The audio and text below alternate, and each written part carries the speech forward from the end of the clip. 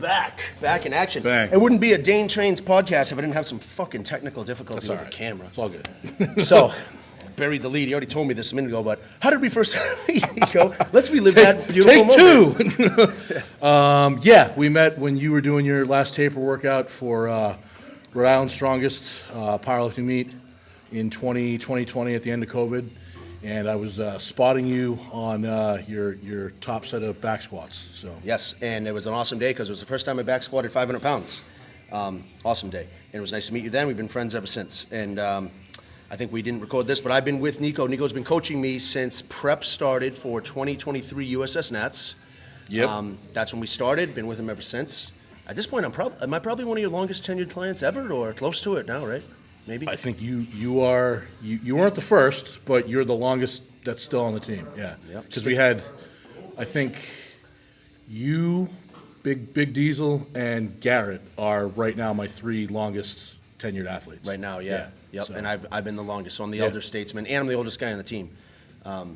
Thank God. But one of the themes is stick with your coach, guys, because it takes time to develop a relationship. Yeah. All right, so Niko, obviously you guys know, world champion powerlifter, competitive strongman, highly competitive strongman, one of the best deadlifters on the planet. We can talk about your athletic stuff, which we will, because you got a show coming up too, but I want to talk to you about gWo, about coaching and stuff, our relationship and the team and, Let's do it. And all that, and among other things, and a bunch of fan questions, couple at least.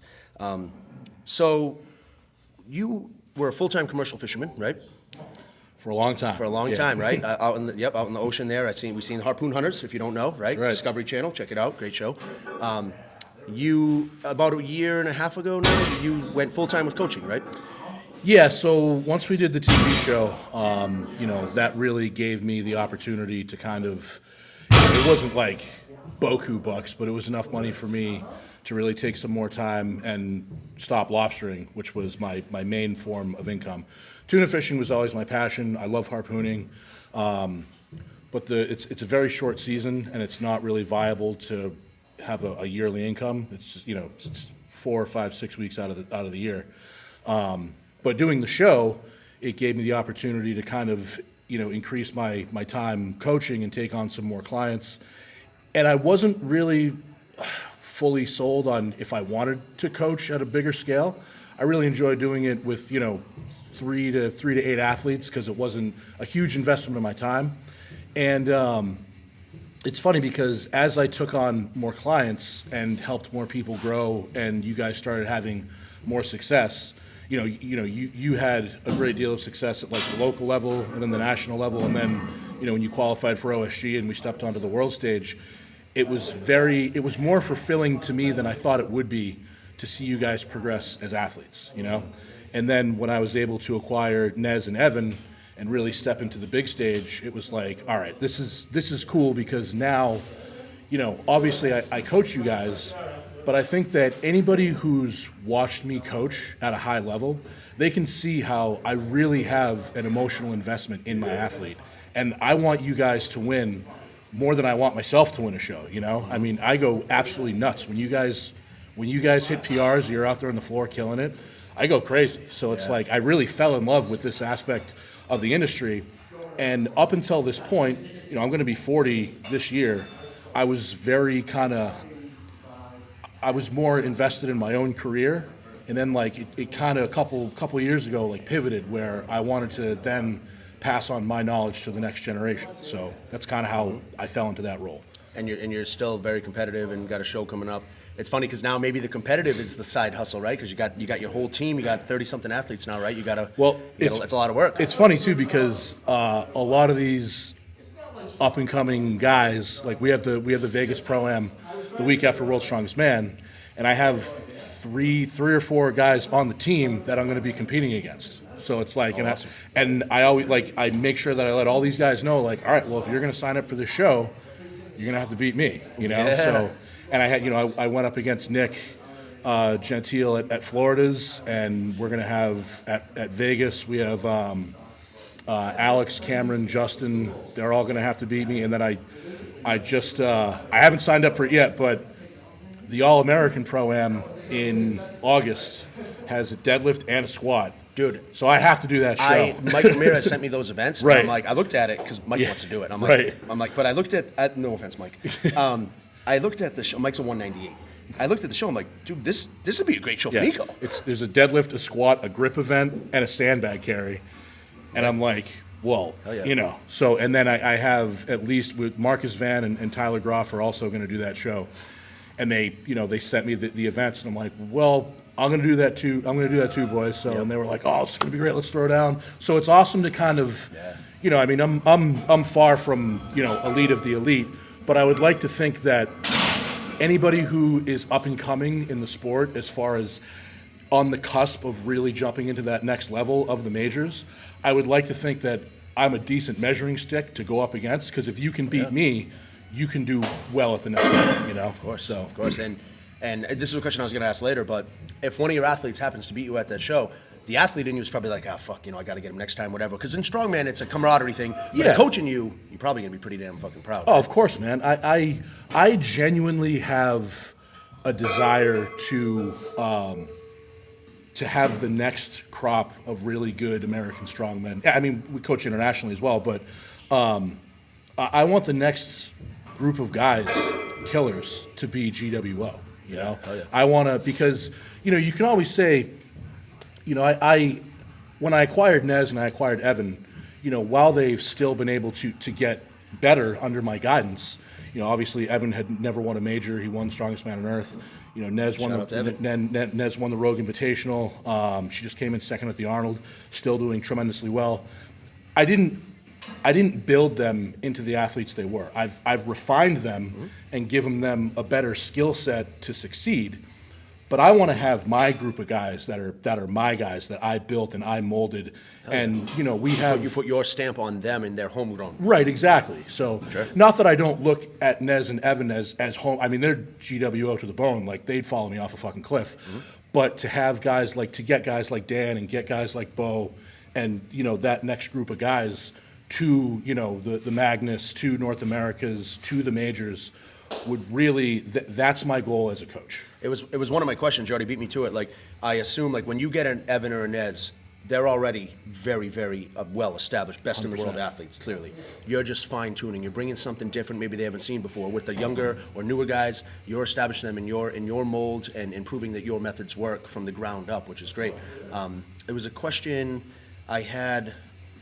The other thing, and we're going to get into this, coach-client relationship. Like, you bring something special, dude. People see it. I notice it. I think people notice it. Like, when you're with Nez at the Rogue and you get in her face, not in a bad way. You're talking to her. You have like a bond, right? And like you know her closely. You're a fan. I talked to Nez about it on the pod. You were a huge fan of Nez. You used to repost Nez all the time before she was your client.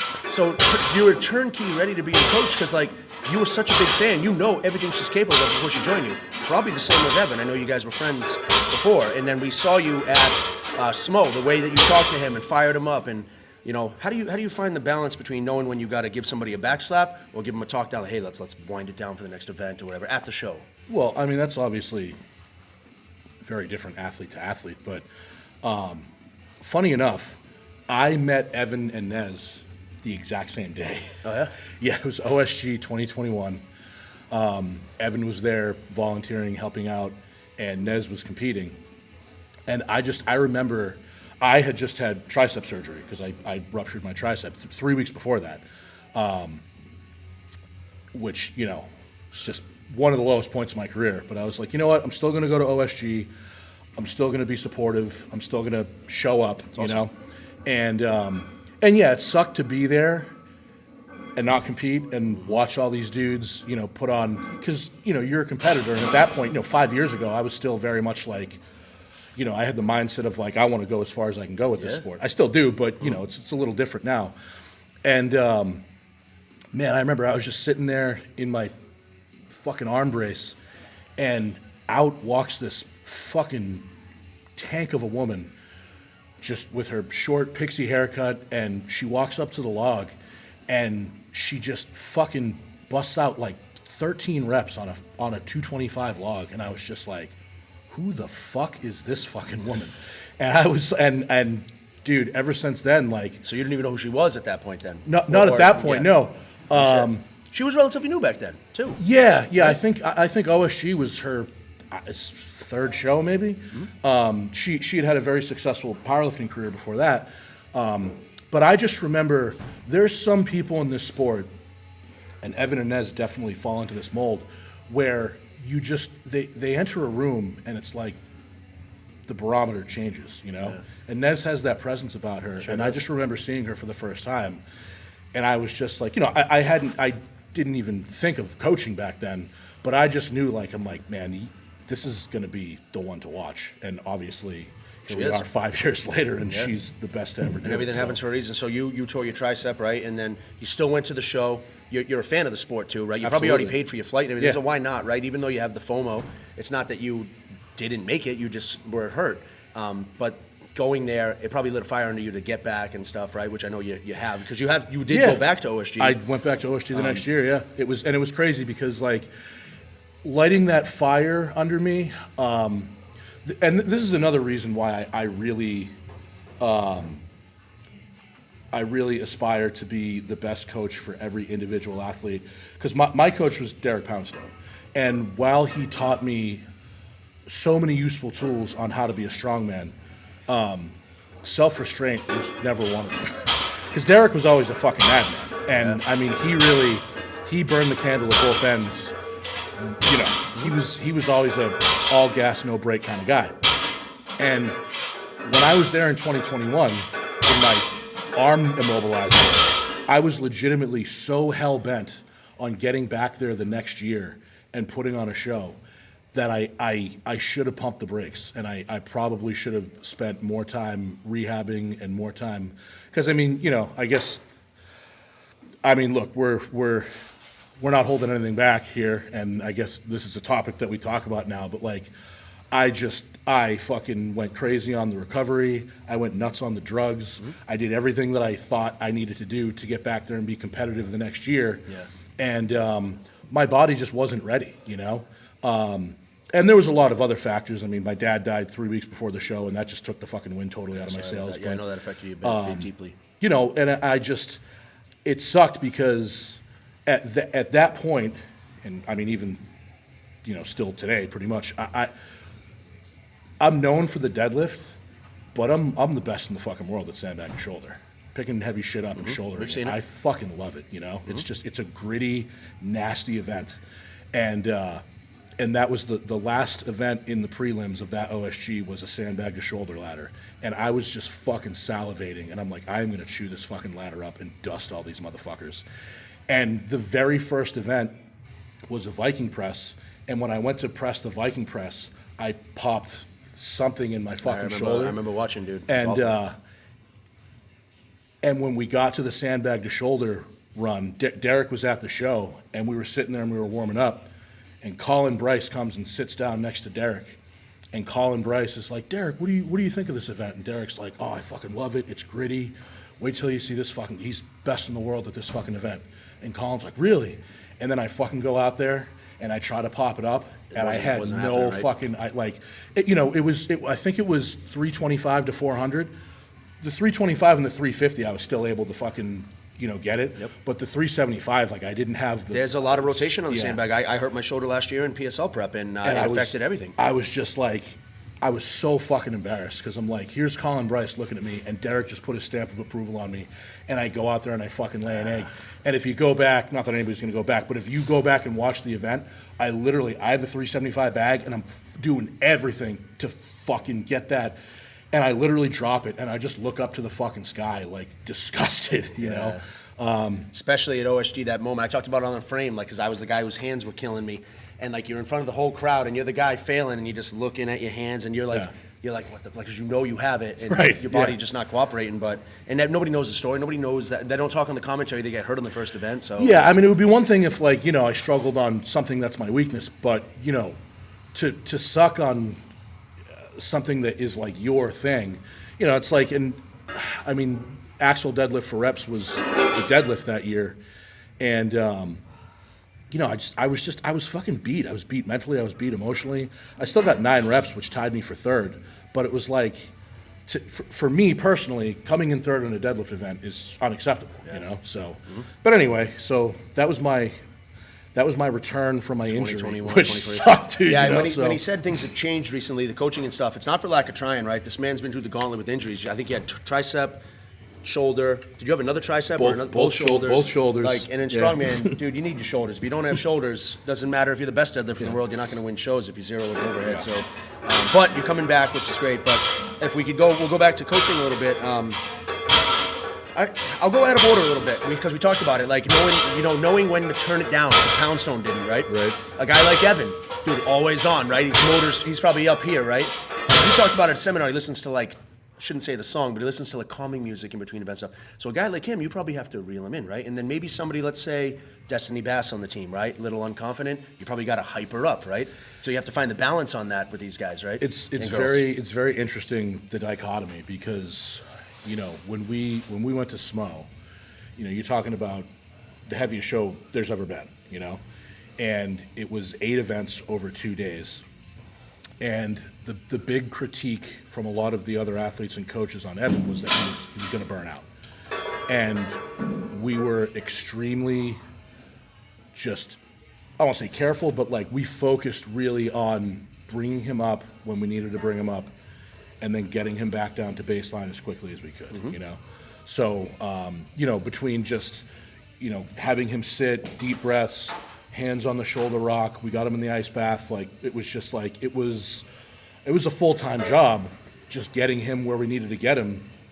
And, obviously it went well for us. I mean, the last event, he killed it, and he won the show. So, and then, you go to the other end of that spectrum at the Arnold Pro-Am with Destiny, and she has absolutely no idea how talented she is as an athlete, and it's I'm sitting there, and it's definitely not like Evan where I can fucking get her going, but I have to sit there and talk to her and talk her through what the plan is, and just reconfirm with her you've done this in training. Yep. You're here now. We know that you can do this. You just have to go out there and perform. And you've done this. You can do it. You can do it. I learned firsthand at the Arnold. Niko brought me out to assistant coach. This is my coach's shirt, and I had Destiny. And I said, "Hey, Destiny, Niko said 645 for your last set, for last deadlift. The second deadlift looked great." I said, "Coach believes that you can do it. He wouldn't put the number down if you think you could do it." She's like, "Oh, I don't know." But then all the other girls, I think. Claire Myler, a bunch of the girls, I don't know all their names, Morgan, her teammate, they're all bigging her up. They're like, Destiny, you got this, girl. You got this. And she went out and she got it. And then she knocked my phone at me. It was an amazing moment, dude. One of my favorite moments, that and another tied for the win on the event. Tied for the win on the event, and she had an epic day. That's another thing, you brought it up, the team, right? The team camaraderie. Niko's going against his own athletes. His own athletes want to go against Niko, right? Hell, I would love to go against you, right? Like get dusted. But at the Arnold, we had 6-7 athletes, right? But we had Hunter in the 80s, but he was by himself. But we had 2 women in the pro, Inez and Katie, going against each other. Same team. They welcome it, right? If Nez is at the top of the mountain. If Katie beat her in something, Nez will say, good, congrats. I'll get you next time. And I talked about Nez in the podcast. Same with Dan and Bo. They have a little Wisconsin thing going on. They're both from Wisconsin. It's great, man. It's awesome, Yeah. dude. They did the heavyweight, and they're in the back talking shit to each other. They wanted to beat each other. They welcome it. Same thing with Morgan and Destiny. They're 2-2 now, in direct competition with each other. Oh, so. yeah. They don't let each other forget it, man. I know both of them now, and so the team welcomes that challenge, right? I wanted Mike Ramirez back on the team. I want Omri. I want another guy called me who's a very high-level athlete, said, hey, how about this gWo thing? I said, dude, join the team. I would love to train with you, and he's one of the best in the world. I would love to have him on the team. I won't say his name out of respect, but we welcome that shit. And if you don't, you got to lose the mentality. Agree? Yeah, I mean, and that's the thing, man, is that I want to coach people. You don't have to want to be the world's strongest man or a world champion. I just want dedicated, motivated people that want to be the best version of themselves. Mm-hmm. I'm not a cheerleader. I'm not a personal trainer. I don't want to train people that just want to look good for the beach in the summertime. I want to train people that specifically want to be strength athletes, that want to take where they are and go to that next level and up their game and hit PRs. And listen, I mean, you've been with me as long as you have. You know that I always tell all of my athletes, it doesn't matter if you come in first, 10th, last, I don't care. As long as you go out there and you give your best effort and you don't quit. Don't give up. Never give up. That is legitimately. And we've had that. We've had people on the team that kind of like in the DMs gave up, right? They just literally quit, and Niko's like, I don't know if I want this kind of person on my team. Like, Yeah. maybe give him a second chance. I'll speak to your character on that real quick. I'm sorry, I'm erasing something real quick. Before you went full-time with this, you had, I think at the time, like 8 athletes, right? A couple who we consider friends, local guys. Right, yeah. I won't say any names, and we love you guys still, right? But they weren't following the program. They weren't putting the effort. And Niko's like, you know what? I don't need to take your $150, $200, whatever it was at the time, every Right. month, and waste your time or mine, right? You want people who want to be here. Yeah. And dude, you let them go. And you could have just kept taking their money and slapped out a program, right? And put the same effort they did. Yeah. And you didn't. And dude, that's money. Who walks away from some easy money? And you did, because Apparently me, You so. you care about your team. Yeah.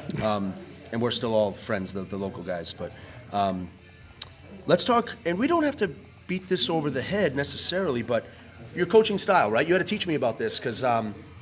And we'll talk about the coach-client relationship because we've had a little bit of ups and downs as we get to know each other, but people buying in the program and stuff. I like to see the vision. He'll program every week, right? He writes the program every week. He watches my training. If I put videos in True Coach, he makes adjustments every week. I don't get a 1-month template, 2-month template. It's weekly coaching, programming, right?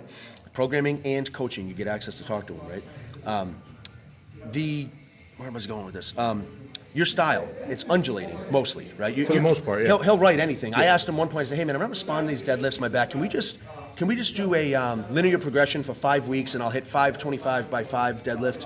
And he said yes. And we got my back right, we got my confidence back, then we went back to undulating. Do you want to speak to how you program people in general, your modalities or Yeah, so thought again, process? it really depends on where the athlete is in their journey.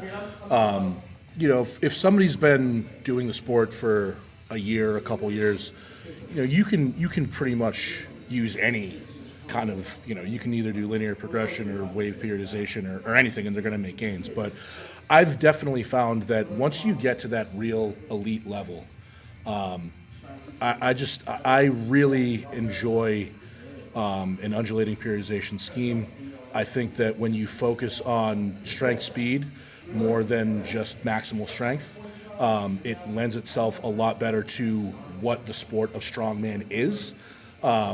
Because obviously there's several different aspects to strength within the confines of strongman. You know, you have your static strength, you have your moving events, you have your explosive throwing stuff. And so if you just do a linear progression scheme, you're really kind of pigeonholing yourself into one type of strength progression.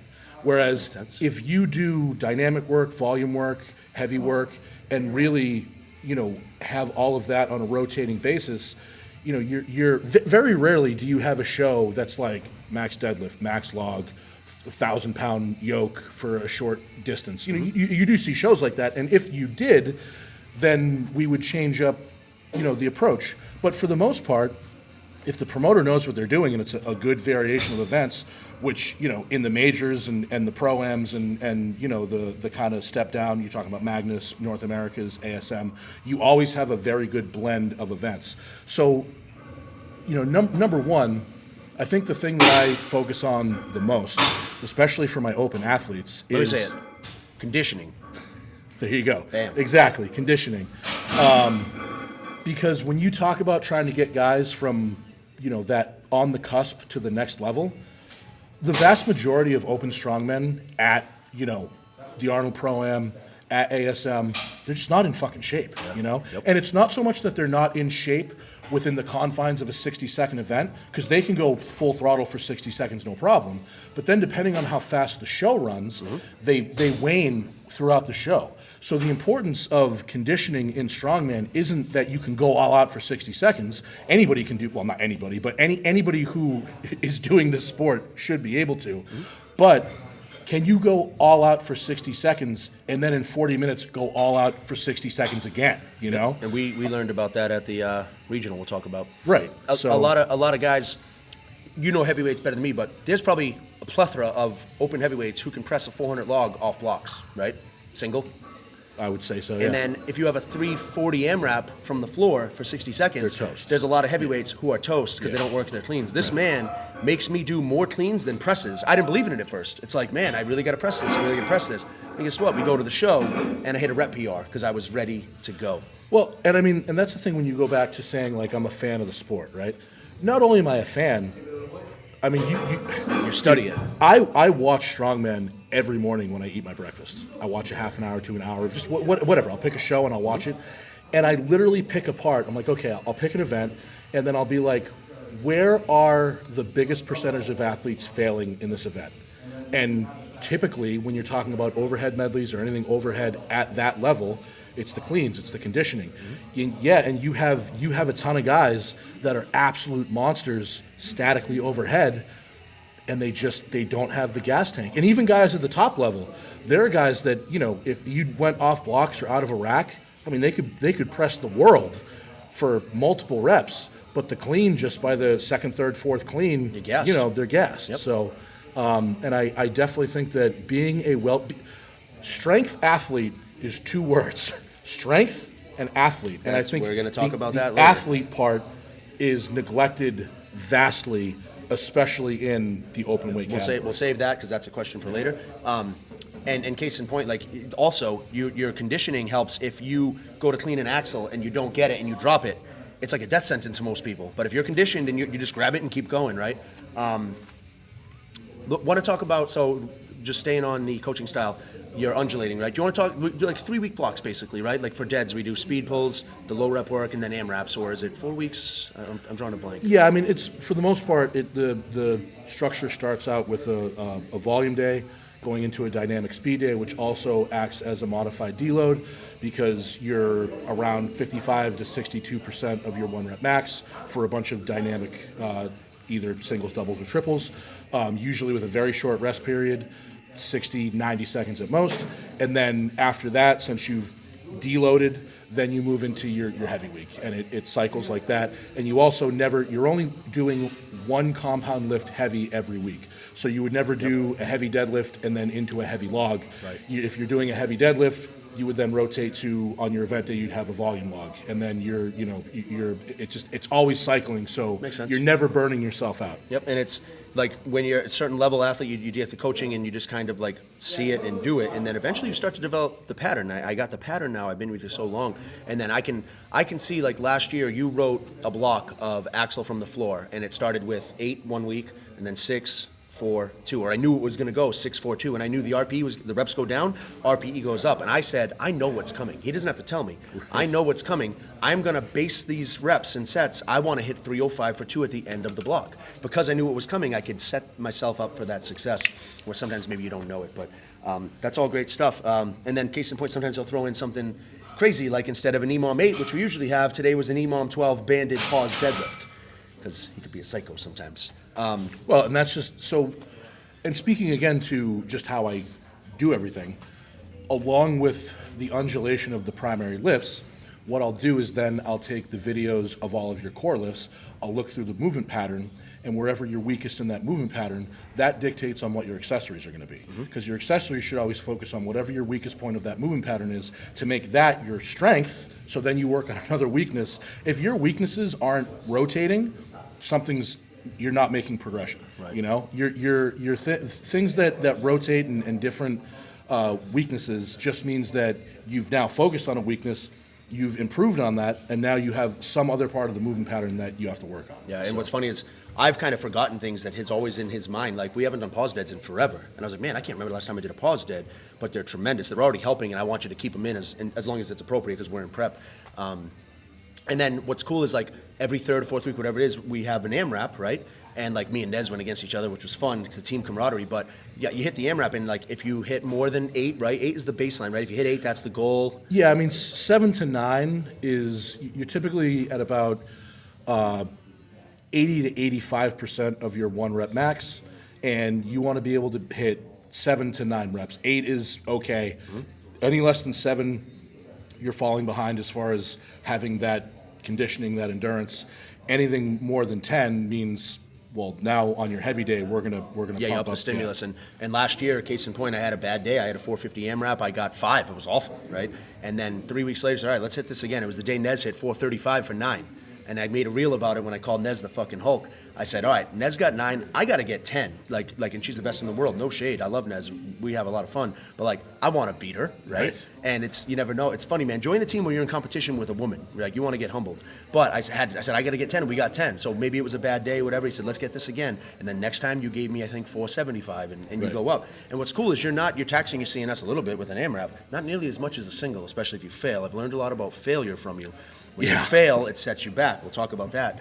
But that's cool because you can hit these little wins in the training before you get to the show, and then you save your best for the show, which is very important. That's the key to doing all of this. Talking to you out there, Mr. Wisconsin's strongest man. And real quick, before I get into more stuff, because you talked a lot, and there's things that I grasp as we go.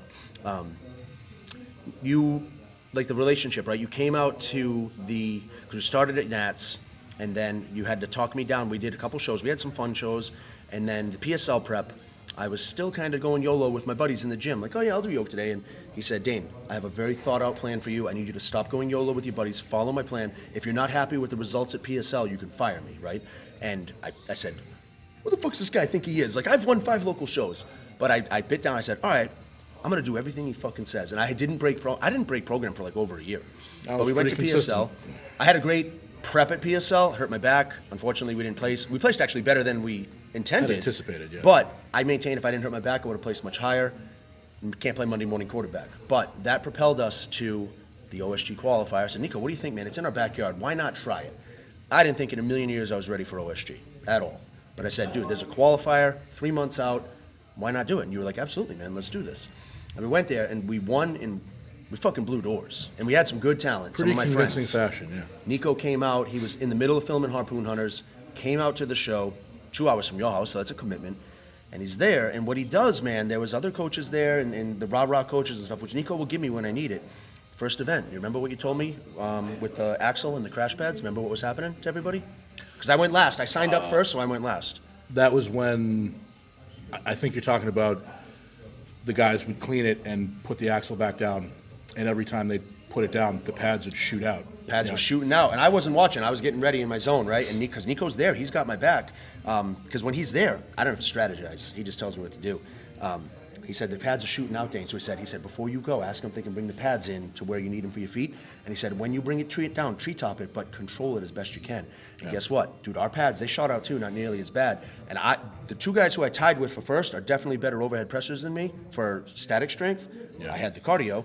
I tied for first, which is exactly what we wanted. So we knew exactly what we had to do on the deadlift, which is a weakness. Yeah, and they were also, just because they were stronger overhead pressures than you, if you come in with a better strategy on the day and you pay attention and you see what's going on within the confines of the show, sometimes being a smart competitor is better than being a strong competitor. Yeah. Because, those guys were literally letting it rip, and by the second or third rep, the crash pads were 8 feet apart, then they're cleaning it off the floor and missing cleans, and then they were cooked. And in one case or a couple of cases, I did notice the weight, the axle rolled off the pad, so now the axle's crooked, you got to adjust. Yeah. And if you watch it, I didn't have to adjust, and we hit 6 reps in a minute, which was a huge PR for me. Yeah. We went to deadlift, had a great deadlift, hit PRs, but we went to the sandbag carry, man. I made a post about it the other day. That, in my opinion, that's my proudest moment in Strongman so far, right? Because you told me a couple months out, he doesn't do this often, ever, right? He sets reasonable expectations. He said, I'm tearing up thinking about it, it's weird. He said, Dane, I expect you to win that event. You put me through the fucking gauntlet on carries that prep. Literally. Because I am not, we know that I am statically behind most people, right? What's crazy is my overhead's gotten way fucking better, but it's not his fault with my deadlift. My back has been bad and bothering me for years, so we just do the best we can. Been able to work around it. Yeah. And we're representative, but like I ain't winning any shows, any deadlifts. But moving, dude, we double down and we say, listen, we may not be the strongest. I said in the interview, we will be the best conditioned and go to the bell. And when I'm done, we did a max distance carry. It went 229 feet with 25-foot turns. And you said, what'd you say? What's the cardinal rule of carries that you told me you gave me shit for today? Oh, it's just the thing that people do is they go to the line and they treat the line in a max distance carry as the end. The end is when you can't carry the bag anymore. Mm-hmm.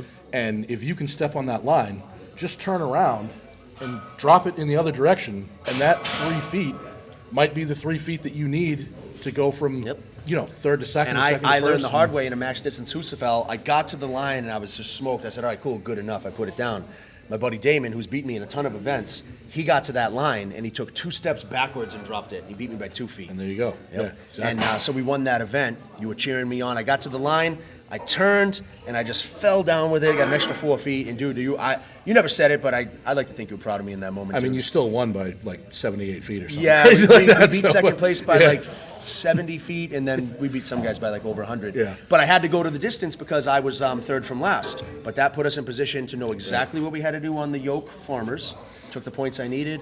And then the last event, the sandbag over bar we did. What's been awesome, dude, and it doesn't happen often, especially at a qualifier, going into the final event, not to make this about me, but sandbag over bar. It was 300 pounds. It's supposed to be 285 at the show. Luckily, we were strong enough. You were training me above comp weight, which you've done a lot now. Dude, we're hitting comp weight already. Second week in prep, which is great. But Well, if there's one thing I can say is that I think a lot of athletes make the mistake of training to the show. to the show, yes. Just train to get strong as fuck. Yep. Don't worry about comp weights. Don't worry about getting as strong and as proficient as you possibly can for those events. Because then when you get to the show, if the show weights are just percentage work for you, it's going to be that much better. Don't get to comp weight and be like, I'm here, we're good. Continue on, and continue on smart. Don't continue on to the point where you're just ego lifting and you're going to burn yourself out. Continue with your progressions. Be smart about it, and just get fucking strong. Yeah, where this is another topic, but he's never reprimanded me for backing down. I know my body, right? I'm 41 years old. If he says do this carry and I say I didn't have it today, I went this weight, you never once said, hey man, toughen up, right? If I go over the weight, I get reprimanded, Yes. right? So I followed the program on that front, but it's worked out well. We've been relatively injury free. So we did, the last event was that 300 pound, and again, it was 15 pounds heavier, and all the guys were like, oh, I can't believe it's 300, it's supposed to be 285. We were ready to go. We only needed 2 reps. We needed 2 reps. I knew what I had to do. I talked to Lynn from OSG. He was there. Shout out, Lynn. We needed 2 reps to win the show, win the money, go to OSG, first place medal, gWo, let's go. Which, by the way, Dane, I just want everyone to know, if you show up on game day and they change something, expect that, because it happens more often than not.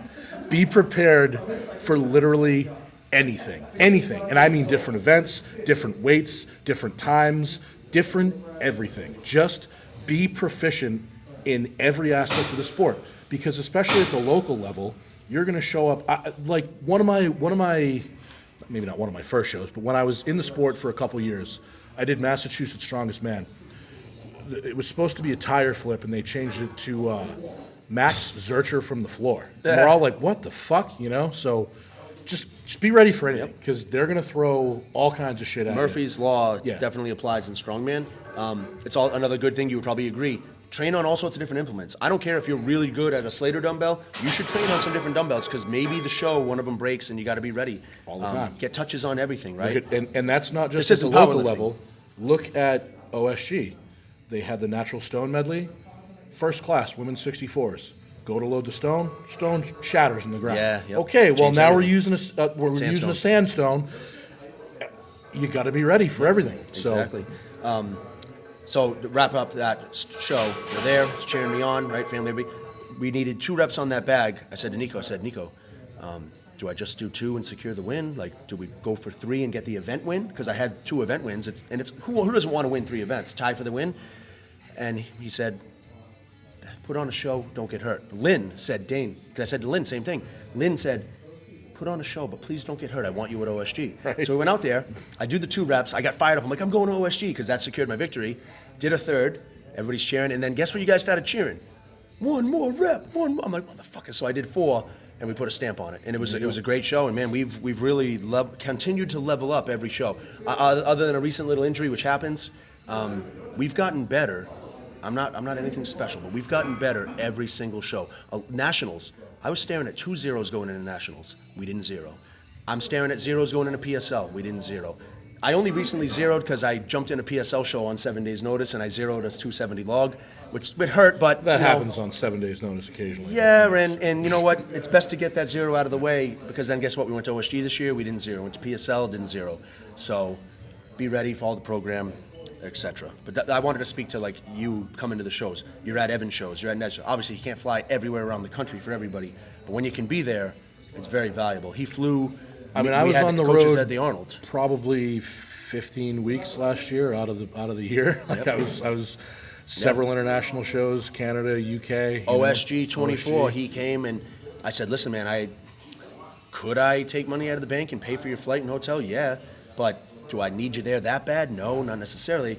He said, "Hey, I'm coming." I said, "All right, well, I'll buy your coach's pass, right?" At least I extended olive branch. But he went to the OSG on his own dime to support me and Big Dan, right? And dude, you're a fan. It's a Super Bowl for weight class strongman. Why wouldn't you want to be there and hang out too? Well, right? and never underestimate. See, and here's the thing: people look at me now, they think that like I've just like blown up in the last year, right? I've been going to shows and volunteering and doing this on my own dime for forever, like and going to shows and talking to people and cultivating these relationships is how you get the connections that you need to get to certain points. And you have to put the time in. You have to talk to people. You have to cultivate the relationships because you never know who's gonna. And here's the other thing that I've always done. Whether it's OSG, the Rogue Invitational, Arnold, wherever, and you can ask any of the volunteers, and I guarantee you that they'll tell you this. I go up to every single volunteer, and I shake their hand, and I thank them for what they're doing, because without them, the show doesn't happen. Without the volunteers, without the commentary team, without the live stream people, and people forget about that we all need each other. So, and I'm always very cognizant of the fact that from, the guy that sets up the lights to, Evan Singleton, we need everyone in between to make it a production. So appreciate and respect everybody that has anything to do with the sport, because for almost all of us, it's a labor of love. We do it on our own dime, and we don't have to be here. We're here because we love it. So treat everybody with respect within the confines of the sport. I've been in fights with the wife, shout out Erica, where I tell her, me going to OSG, in our sport, it's no different than Tom Brady going to the Super Bowl. And I said, dare I say, I'm more passionate than Tom Brady because I don't get paid $20 million a year. I pay to do this shit. And the wife actually took that in and was like, all right, well, did you just compare yourself to Tom Brady? But, it makes sense, right? Well, yeah. Hey, we go big or we go home in the gWo, all right? Patriots, what's up? All right, how about... let's do this one first. How long does it take to really get to know an athlete and what works for them and what maybe doesn't? Like if undulating's just not quite working for them or something. Like one training block, 3 months, 6 months, to develop that good rapport. I mean, I think it takes a couple good show peaks and a couple off seasons. That's quite a while. To really figure out what works specifically for an athlete. Because it's not even so much like if one thing works for an athlete versus, because everything's going to work for everyone to a certain degree, you could have a monkey smash a keyboard and make a program, and as long as you consistently go to the gym, you're going to make progress, So it really determines on, what better fits the athlete and their particular flavor. And that sometimes takes a minute to figure out. And I do think that it is kind of, I'm sure you know where I'm going with this, but it's frustrating when an athlete doesn't prescribe to what you want them to do and does other things, because then I can't figure out if what I'm making you do is working if you don't commit to the sauce for you need to take that 3 to 4 month block and just let me evaluate how you're progressing. And and a lot of people they get gun shy because number one, the thing that I will say about my system is that a lot of people when they first come on the team, the volume is a fucking shock to them, and a lot of people either it's not that they can't handle it, it's very uncomfortable. It is a learning process. It's an adaptation. Unless you're Monica Pierogi's IFBB Pro. Who was eating that shit up. Yeah, but she's a different breed anyway. Yep. But the volume is definitely a challenge, and I just think that I kind of have that just forged by fire mentality, and you know, and that goes to, I mean, we'll just put this out there. Usually when someone joins the team, which we've gotten a little away from this, but we're gonna get back to it. Oh yeah. I'm the arbiter of justice. Yeah. When someone joins the team, within the first few months, we have them do pound stone curls, which is one set, 100 reps of curls with, you know, depending on the athlete, 65, 75 pounds. And we time it, and the goal is to complete all 100 reps as quickly as possible. And you can take as long as you want, you can rest, but you cannot take your hands off of that barbell until you get 100 reps. And no half reps. And no half reps. And that was rough. just, it's a deep burn. That was something that Derek did as a pain tolerance thing. And it's not even like, it's, number one, it's definitely like, it's an initiation, it's team building, and it's like character building, you know? And it's just about like, there's a lot of times in Strongman where it really is just about how bad do you want it. And if you're not willing to do something as simple as a 100 rep set of bicep curls, and you don't have the fortitude to just push through that and do it, I hate to say it, but you're probably not going to go very far in the sport, you know? And that's the other thing that I've been, like, I'm a harsh critic, and I will speak my opinion and speak my voice to anybody, you know? Oh, yeah. And, you know, a lot of people don't like that, and I'm not everyone's cup of tea, but I don't ask to be everyone's cup of tea. You don't sugarcoat things all the time. You're nice when you need to be, but, like, it ain't sunshine and lollipops in the gWo either. Yeah, so. Contrary to popular belief. It's one of the reasons, you know, one of the things is like, one thing you want to buy into the program, right? And you got to do what coach says, right? Never exceed the weights, right? Like, how do you try and get guys to not go for a 400-pound log 12 days out from a world championship? Let's stand him down. Well, yeah. Inside joke, of course. It's whatever. We might as well. I told him he got his last little spanking, but I guess this will be the last little spanking. We love you, Bo. We love you, Bo. It was awesome. But it was awesome. Would have been more awesome to win the overhead. Way more awesome the Arnold. to win the overhead, yeah. But we were peaking Bo for the Arnold. I think I had him at a 355 or a 365 log going into the I believe the log was 375 at the show. So his last heavy log a couple weeks out was supposed to be in that range, 355, 365. And he was just feeling really good that day. As you do sometimes in prep. You feel peak. like Terminator. He had to throw 400 on and send it, Yep. and it flew on the day. And as soon as he sent me the video, I legitimately said, well, you're probably going to miss the fucking top log at the show. Not only did he say that to Bo, he said it in the group chat, so we got the public shaming. And sure as shit, he blew his wad 2 weeks early, got to the last log in the medley, couldn't fucking get it, and I was like... But shout out to Bo. He did make day 2 at the Arnold, right? He did great, fantastic. Yeah. Took 5th. It's one of the things that, like, Bo has been with you for a decent amount of time now. He did the Shaw. He did very good. So Bo's been with you for an off-season now, right? Bo has been with me for a little over a year. So enough time to see the...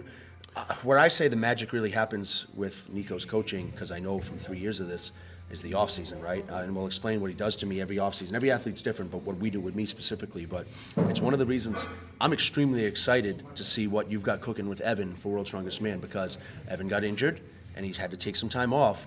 And I know the type of things, even though I haven't seen it all, I know what you got him working on with the conditioning and the things that are going to make him even better of an athlete than he already is, which is one of the best on the planet, hands down.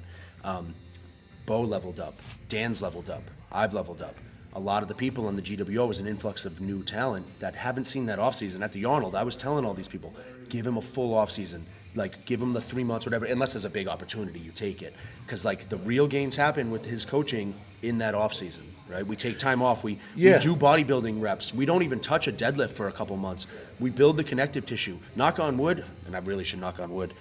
I have no torn ligaments. I'm 41 years old, and we've been training heavy. I have a little bit of a shoulder injury right now, but we back down after the show, and it's boring. I've told him I've been literally depressed after it was the first show. It was after, it wasn't PSL, was it Nationals? I forget which one. But we went into this off season, and we were doing a bunch of stuff that wasn't Strongman. And all my friends are hitting 600-pound deadlifts, 280 logs, all this stuff. I'm like, well, I want to do this. What are we doing? He's like, dude, you need a break. And when we came back, dude, we came back better than ever. Yeah, just to pause for 1 second. That's where Inez is right now. And she literally called me today, like, I'm so bored right now. And I was like, yeah, tough shit. So, and she's like, I want to press a log. I'm like, and I want $1 million. But Inez is also getting like shredded and posting physique pics. Like, you can't have it both ways, girl, you know? Yeah. She's leveled up even as an athlete too. Like, dude, she looked incredible at the Rogue, right? She looked incredible at the Arnold too, and she was 8 weeks post foot surgery, whatever it was. We don't make excuses in the gWo, but the Rogue, I was super excited to watch her because, dude, she looked like dude, the duck walk. Yeah, she fell. She was destroying that event. I'm like, holy shit, here it is. The coaching works. She is destroying this. You know, there was men, no shade to the men, that were struggling to finish that event. It was heavier, and Inez and the ladies, all the ladies actually were really impressive. Did really well, yeah. Yeah, and, you know, again, that just speaks to, you know, conditioning. And, you know, that package that Nez brought to the Rogue, I think that was the strongest version of Nez that we've ever seen. She absolutely dominated. She won the Rogue by the biggest point margin in the history of the show. She's now won literally half of the events that have ever happened at the. She's won 6 out of 12 total events. And she won 3 at the Arnold, right? She won 3 at the Arnold. Yep. You know, and she's continuing to make great improvements. She's staying consistent, and to be able to, you know, it's not even so much an excuse. I'm incredibly proud of her. I'm not trying to throw shade, but a lot of people pulled out of the Arnold this year, and they didn't have a broken foot. Yeah. You know? So for her to have the fortitude and, you know, they pulled out for a myriad of other reasons, but she could have just as easily said, you know, it's going to be an uphill battle. I'm not going to be at my best.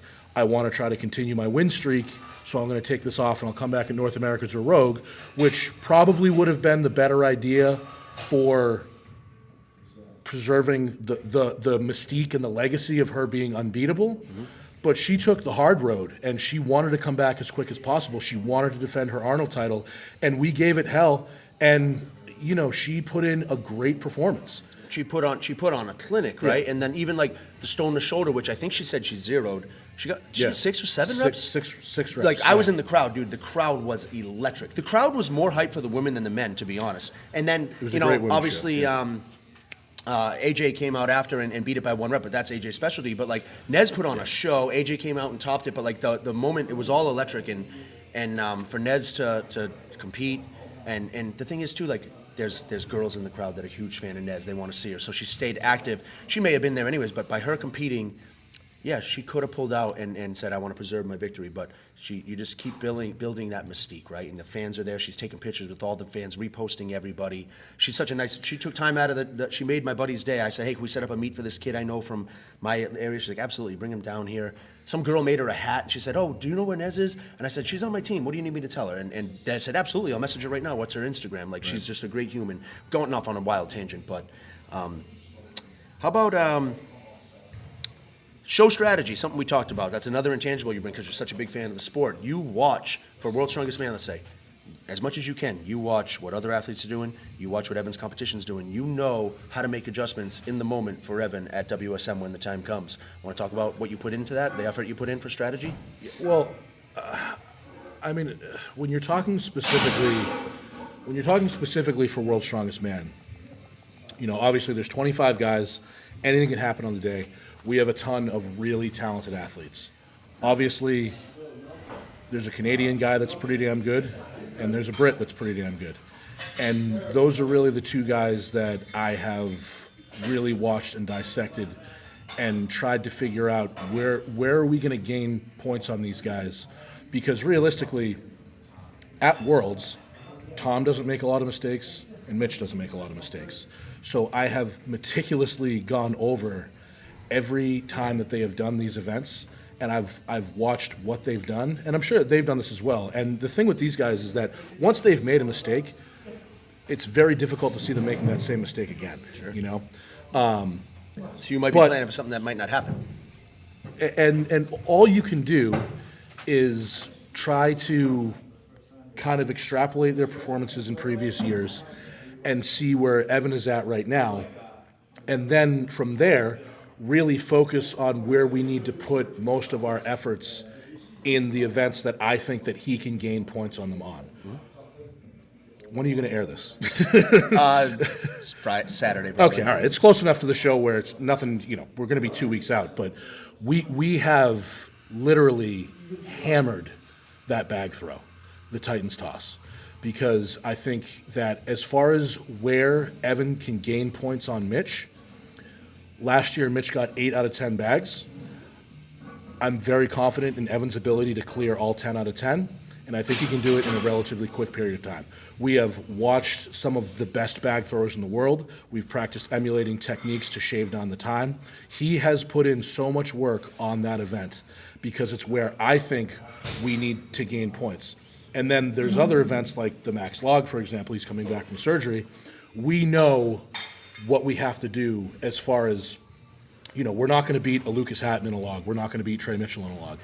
But with the jumps that they've selected, we have that outside chance if we can tie Hooper or if we can tie Tom and not lose points, not lose ground in a certain event. That's a win for us, because if we can then use the other events that we think we can gain some ground, as long as you just keep chipping guys and stay that far ahead, that's where that's where the points game happens, and we know exactly where we need to be going into stones. Because again, there's certain things that you're just not going to beat guys on. Evan's not going to beat Tom Stoltman on stones, barring anybody can make mistakes. Yep. But if you ran that 100 times, Tom wins 95 of them. So we know exactly how many points ahead we need to be of Tom, and we know where we need to be in relation to Mitch to give him the best opportunity to win on the day. Yeah. And we literally, every show that we've done together the night before, we'll sit down, we'll discuss the events of the next day, and we'll be like, this is the time you need to hit, this is the reps you need to hit, this is what you need to have in your head and visualize in your head and prepare yourself to do to win. Yep. And it's worked out pretty well so far. So you're saying it's probably not the greatest strategy to go balls to the walls on every event, right? Strategize, Well, and that's the thing with Strongman is if you know you can't beat a guy in an event, right? Let's just say the deadlift, for example. Or the stones, too. Or the stones. If you're not going to beat Tom, then you just have to beat the next best guy. Yep. And the disparity between Tom Stoltman and the next best guy in stones, which is probably Trey, is still pretty far, Yep. So don't worry about what Tom's doing. Just worry about coming in second and beating Trey and picking up the points that you need. And if you go ham sandwich on every event and kill yourself to not catch the best of the best, you're just expending energy that you could better utilize in different areas of the sport and different events and pick up more valuable points. Yep. So we know exactly what events we need to go absolutely full throttle on. We know we have a pretty good idea on the rep events, what we need to hit for reps, and we have a pretty good idea on the max events, what we need to hit for weights. So we're going into the show with a very specific plan, and I mapped that plan out all the way back at the beginning of prep, and all of his event days and all of everything we're doing is working towards those numbers that I have estimated is where he needs to be to win the show. So we're all literally working towards the metrics that through all this research and all this data that I've compiled, we're working towards the numbers where I'm like, if he does that, he has a great chance of winning. And Evan knows the game plan far enough out that he's visualizing it, right? Visualization's huge, and And I specifically said to him, I said, when you look at all of these training days and you look at the amount of reps that you need to hit and you look at these times that you need to hit, we're up against the wall. He was just cleared to start doing full event shit 2 months ago, and I said to him, we don't have a whole lot of time. And I was, a mix between conservative and aggressive on certain things, but I'm like, you don't have the luxury of falling behind in any of these if you want to win. If we want to go there and make finals and be top 5, okay, we could, whatever. But if you want to win... He's not going for the participation trophy. Absolutely not. If you want to win, everything that I've written down and all of these metrics that you need to hit throughout this 8-week prep, you need to hit every single one of them. We don't have time for a bad day. And you got full buy-in from him? He's doing everything you say? Yeah, absolutely. The results are going to speak for themselves. One thing I want to say real quick, and you know what, dare I say, this might be the most controversial thing I say on this episode right now. You mentioned a certain Canadian. You mentioned another big guy from, I think, Scotland, right? 2 very good guys. We're fans. I'm fans of them, right? I'm a fan of Evan Singleton, too. And teammate or not, something that's lost on young American men these days. Evan Singleton's American. It's on American soil. Do it for America, Evan. And if you're a fucking proud American, you should be rooting for Evan Singleton, not the other guys. It's funny that you say that because wake up, America. The guy that owns the gym that Evan trains at, Gym 5 in Nashville, Tennessee. His name's Adam. He's an absolutely great guy. Adam, is that Adam Dirks? No, it was Adam Dirks on Southside where he trained before. They're okay. both named Adam. Yep. But this dude basically took Evan in. He has literally he's transformed his facility. He's built power stairs. He's bought logs. He's bought all kinds of different equipment.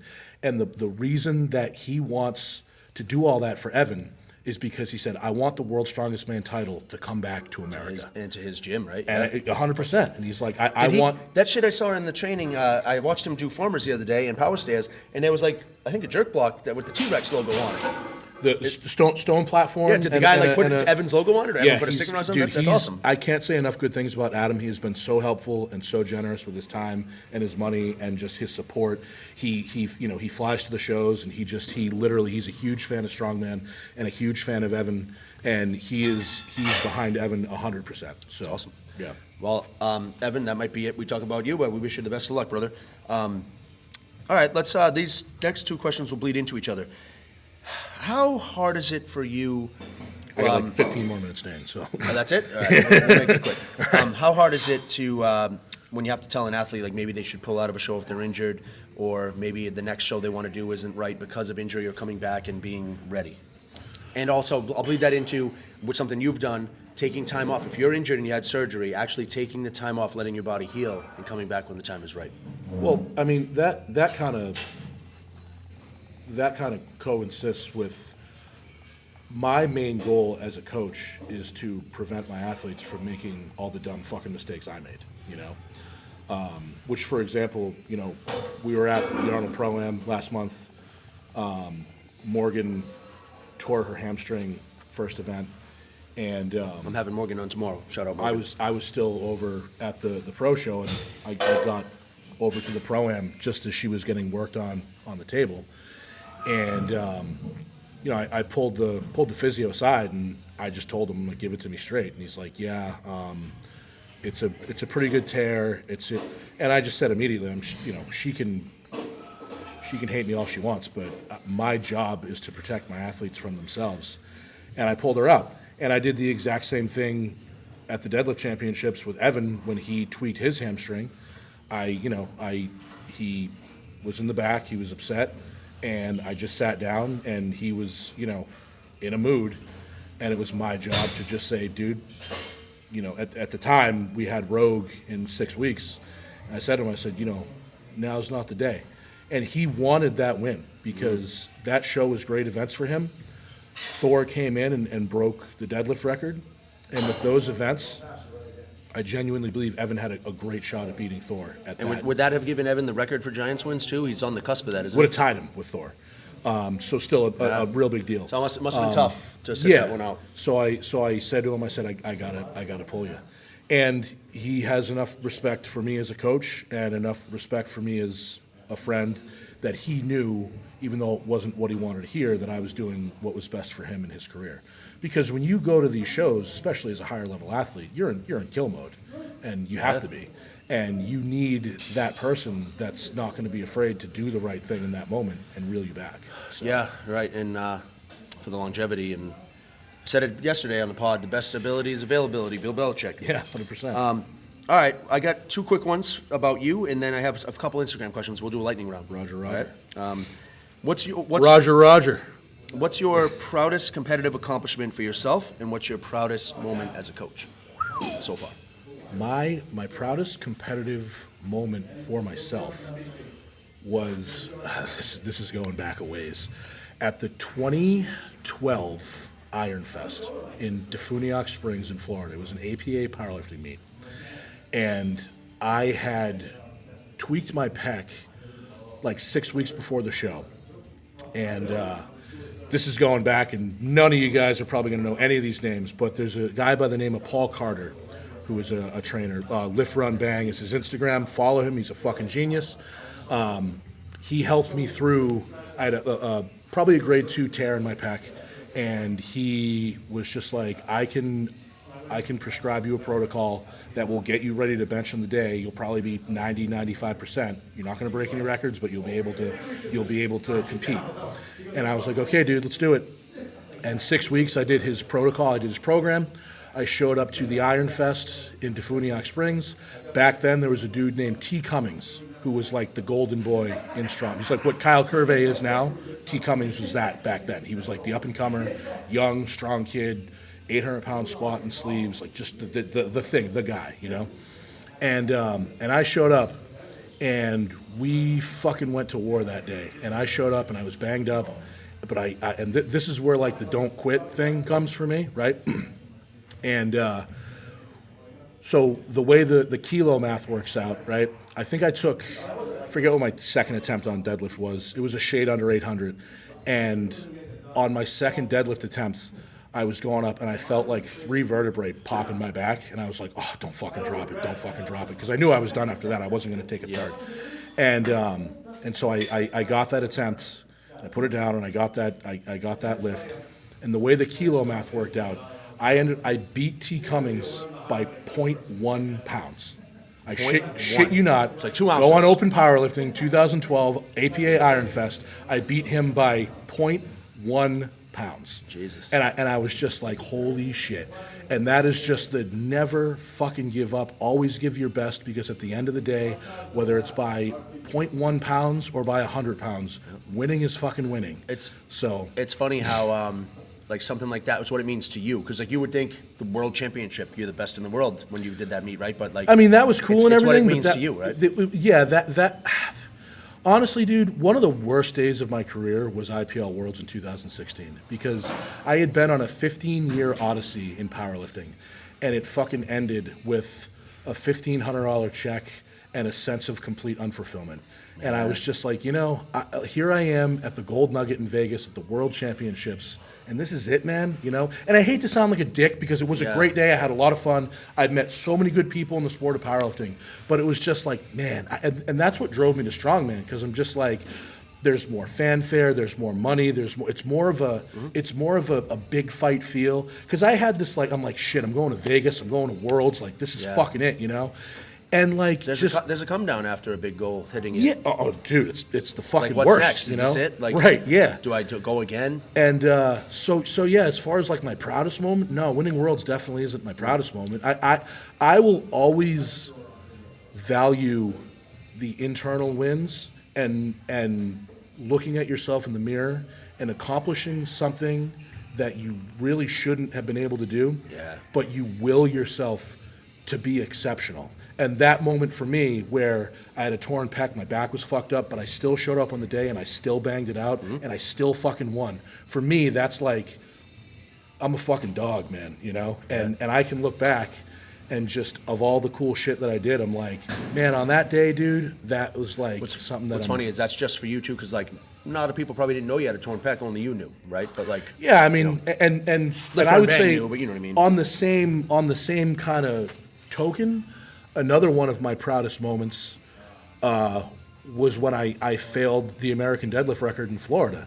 And it may sound foolish, because I was going for the American deadlift record, and I failed, and I passed out, and I ate shit. Well. Yep. And I was pissed, and I felt like just a massive waste of 4 months of my time. And we were out to dinner that night with my family and a few of my friends, and I had my daughter with me.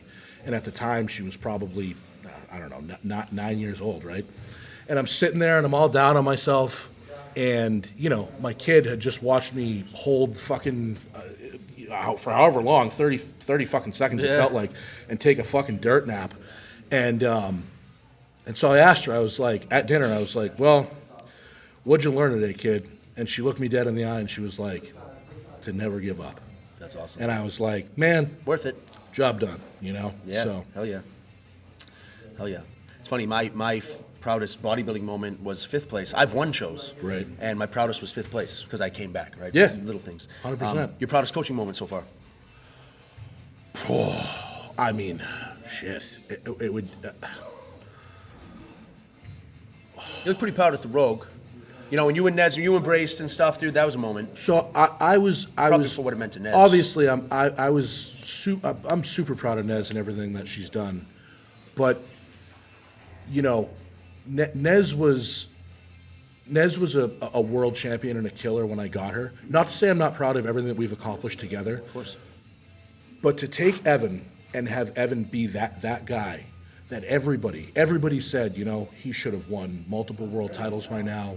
You know, he's never going to win a major. He takes that brass ring and it slips out of his fingers. And to be able to take him and within 3 months of working together, the amount of trust that he put into me, man, when he won SMO and won his first major title, I was so fucking proud of him. Oh, yeah. Like, I'm getting choked up now just thinking about it. You know what I mean? Like, he feeling. was just, and it was like he had finally fulfilled the childhood dream of winning a major title in Strongman. And the great thing about that was once he saw that when he fully bought into the system and the result of it, now he trusts me. He's hooked, right? Fully. And it's just, and that's when the magic happens. And that's when, you know, and it's like, and it sucks because, you know, we won SMO, we were on a fucking roll, and then we got derailed, which is, you know, it is what it is, it happens, but we need to get that momentum back, and Worlds is where we're going to do it. So I was going to say, because, like, you know, I always, you know, if the champion's healthy, like going in Rogue, it was Hooper, right? And, like, you give them the benefit of the doubt, they're the champ, you got to beat the champ. But, man, I was really excited to see what Evan was going to do at the Rogue. But now we'll see it with WSM. yeah, and, you know, and look, Mitch was in a very similar boat coming back to Rogue. You know, he was coming back from injury, and you know, and this is kind of, you know, where Mitch was at Rogue is now where Evan is at Worlds. And it's like everyone's like, well, is he going to be the same coming back? Is he going to be, you know? So, and Evan has a chip on his shoulder, and he's going to be fighting for, you know, respect and fighting for honor, and, you know, he's going to be a dangerous guy. So. All right, awesome. Let's turn this. So we have some questions from Instagram. Let's try and turn it into something of a lightning round. Sure thing. Let's go. First one. I'll say the name on this one. Some of them I'm going to make you guess. Sure. Garrett from the GW wants to know, is it more difficult to pull the reins in on an athlete or give them a kick in the ass? Pull the reins in. Pull the reins in. Yeah. Okay. Why is Nez the greatest strong woman in history in 10 short bullet points? 10. And who do you think asked that question? I don't even need 10. Was it Nez? Yes. Her streak of dominance. So it's funny because I believe right now, her and Olga are now tied for first place finishes at international shows, which is insane, you know. However, and as great of an athlete as Olga is at the end of her. She's been at it for a while, Not right? the end of her career, but she's 41, 42. Jesus. She's an absolutely phenomenal athlete for where she is. Nez has She's in her prime. years Nez is in her and prime. years of you know, so what even if there's an argument that because right now I don't think there's much of an argument as far as who the GOAT is, whether it's either Olga or Nez. And in 2 or 3 years' time, there's not going to be an argument because, I mean, Nez is going to go on to win multiple more majors. The sky's the limit for what she's capable of. And realistically, you know, she is the greatest overhead strength athlete of all time. And, you know, she's going to continue to get better and continue to get more well-rounded and continue to win more titles. And we want to get to a point where she's uncatchable and untouchable. So... Nez, you kind of ruined the lightning round with that one. Thank you. It is. I'll say this when we didn't get a chance, but it is great. She was down and out. We talked about the podcast. She was down and out for a while, and then she found you. You guys found each other, took her on, and like she fell out of love with the sport. Now she's back in love with the sport. She broke her foot. She was down and out, but she had the team support. I was in her DMs. I'm sure you were there. She's back. Like it's great to see her happy and see her crushing. Because when you're happy and you're having fun, that's the most important thing. Yes, it's a career. She makes good money winning shows, but. Good to see. Speaking of Nez, somebody out there wants to know. There's a little talk going around of maybe a Dane versus Nez showdown, maybe some kind of a thing later in the year. Build a fair 5-event show for Dane versus Nez. Oh, my Go. God. Lightning round. Make it fair for me. I mean, it does. She's going to beat you on any overhead, really. Yeah, I yeah. mean, so- I'm thinking. Here's what I'm thinking. I'm thinking 2 overheads, a deadlift, a moving event, and stones because we're close on stones right now. Well, 2 overheads wouldn't be fair. That's benefiting her. No, I by a wonder mile, if so- I wonder if you made one off blocks and then one like a medley where maybe it's light enough that Nah, she's still going to she's still smoking right now. But if you give me a good deadlift event, because I am ahead of her on deads, not by much, but I'm a little bit ahead of Nez, and then she's catching up to me, and then depending on the moving event, and stones Yeah, would it be would close. have to be overhead would go to her, deadlift would go to you. 50-50. You're both incredibly good on front carry medleys. Oh wait, I got the second overhead, circus dumbbell, because we're very close right now. She's like right there. She's done more in competition. I've done more in training, so hers counts more. She's ready to crush it. I know. It's funny because you and Nez are neck and neck on moving events, neck and neck on stones. We have a competition, a friendly. yeah. I am, and just for those of you who don't know, I am the 6th. I came in 6th at OSG in the 40 plus 231 pound men, right? So I'm not the bum, but Inez is the best woman of all time, and that's how fucking strong she is, I guys. think you're both like a 7 out of 10 on grip, so you're actually kind of the same fucking athlete. Nobody wants to watch us do a farmer's hold, man. Yeah, Come on. So, yeah, no, Although me and Nez in a head-to-head Hercules hold, what's up? that'd be tough. Nez We'll- legs are bigger than mine. My biceps are bigger than hers. I need to actually put a little more thought into that. So we'll go. If Nez wasn't busy chasing world titles and GOAT status, we could actually we make could actually this do happen. this, but- maybe we'll just have a fun stone run someday. Yeah, maybe when Nez is prepping for the Rogue, you can just do whatever event she's doing. And I'll- it's so funny. I'll just funny- do whatever she's doing. Funny story. We talk about Nez versus Dane. Nez challenged Patty Haynes today. Yeah. To the world's strongest man overhead medley, because a combination of she's that strong and it's that light. So we'll just leave that. Listen, there. But anyway. I'm not gonna lie, Patty, you can get fucked, bro, because I thought of this first. Okay, I want the smoke. All right, Nez agreed on my podcast to face me. I want to make it happen. I think people will tune into the YouTube for that. All right, last one. Any chance you want to go to head-to-head with this? A man asked this. You want to go head-to-head on some deadlifts? Perhaps Tennessee, mid-September? Here's the people who may or may not have asked this question. Evan Singleton, Dan McGuire, Bo Bathory. Who asked that question? Oh, that'd have to be Evan, right? No, was Dan. It was Dan. It was Dan. Oh man. Let's do a little preface here. Dan is our second longest tenured gWo athlete. 6'6", 6'7", 419 pounds. Big boy, yeah. Has not deadlifted as much as Niko. He's made a big progress. So Dan wants the smoke. Dan has made huge progress. When I took him on 2 years ago, I took him on right after he failed I want to say 735 deadlift at OSG in the ladder, and he just hit 895 at the Arnold Pro-Am. Yes, he did. So in 2 years' time, he's made Tremendous. absolutely tremendous. And that's the thing, is that at this level, upping your static strength is by far the slowest endeavor of all. So to put that kind of weight on a deadlift in 2 years is insane. It's crazy. Mm-hmm. But I mean, I mean, Evans hit 1,000. I've hit 971. He's still a step or two. But that shows the mantra in the gWo. He wants the smoke. And you definitely want to punch up. So Whenever you're an athlete, you do want to surround yourself with people. And he does. He trains with Bryce Johnson all the time. He trains with people that are better than him because he wants to be around people that he can learn from and push himself against and get better and get to that level, which is the only way you can do that, is to, dude, if you want to become a motherfucker, you got to swim with the sharks, So quick story, and we'll get out of here. At the Arnold Pro-Am, Niko had me coach Dan in Destiny. And Dan told me, he said, man, if you're coaching me, I need you to get me to that place. He said, I want you to slap me around, whatever it takes. Dude, I want you to say some fucked up shit, right? Whatever it takes to get him to lift that weight. And I knew we had 3 attempts, and I knew the opener was going to be easy, so we started light. Second attempt, went a little deeper, right? Gave him a little slap. Slapped him as hard as I fucking could on the third attempt, and he said he barely felt it, dude. It was insane. But one of the things, I said a few things to him, and stuff that people probably wouldn't expect, right?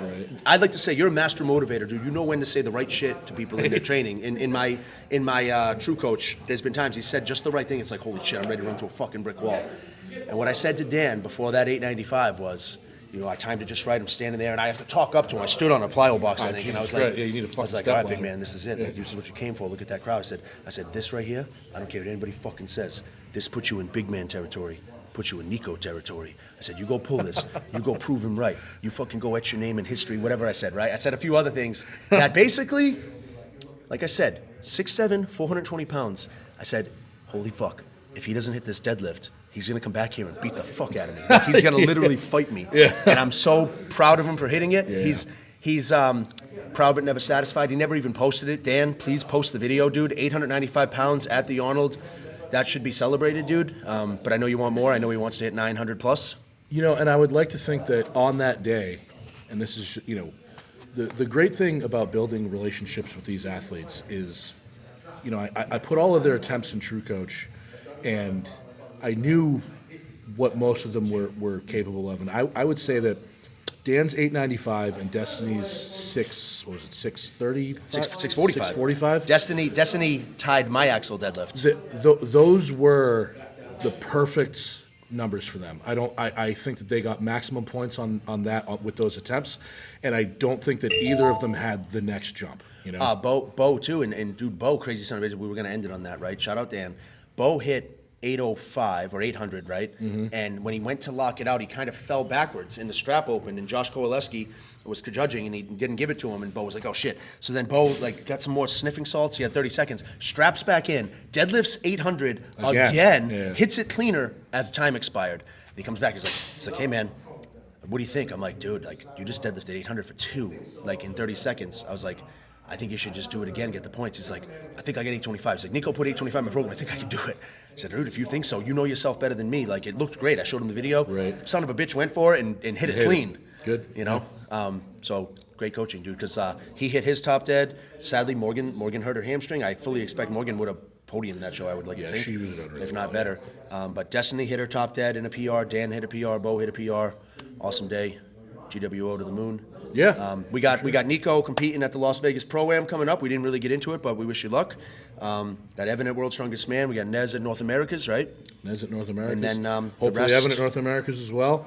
Waiting on that invite, JF, so send it our way. All right. Thanks, Coach. Perfect. Thank you, Dan. Appreciate it. Enjoyed it. Niko Chaprales, ladies and gentlemen. Large fucking greet.